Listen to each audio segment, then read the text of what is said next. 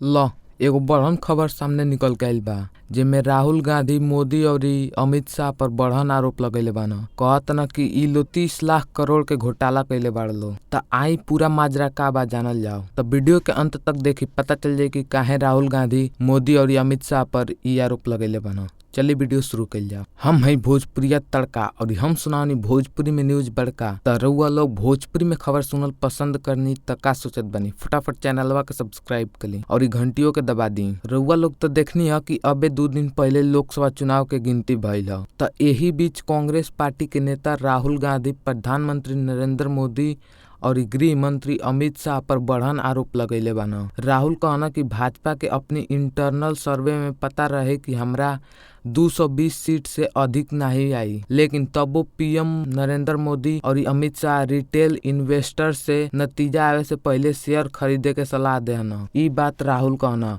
और इहो कहना कि यही कारण से 3 जून के शेयर मार्केट हाई रिकॉर्ड पर पहुंच गईल है, लेकिन अगली दिन जब नतीजा आयल तो शेयर मार्केट में भारी गिरावट आ गईल। यही से रिटेल इन्वेस्टर्स के 30 लाख करोड़ रुपया डूब गईल। ये पूरा घटना में कुछ लोग खूब पैसा कमाइल।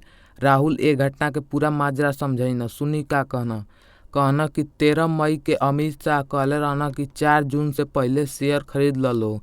एकरी बाद 1 जून के अंतिम चरण के वोटिंग के बाद मीडिया में एग्जिट पोल जारी भइल।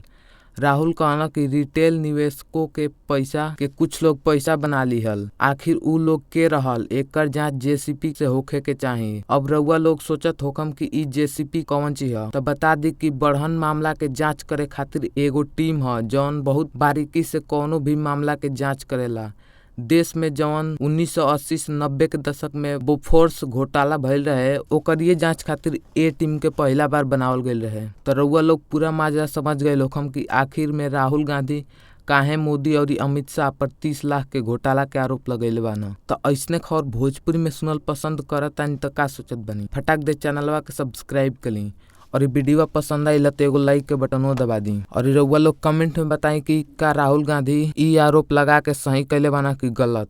रउआ लोग कमेंट में बताई। मिलतानी आगे के ताजा खबर में, तब तक खातिर जय हिंद, जय भारत, धन्यवाद।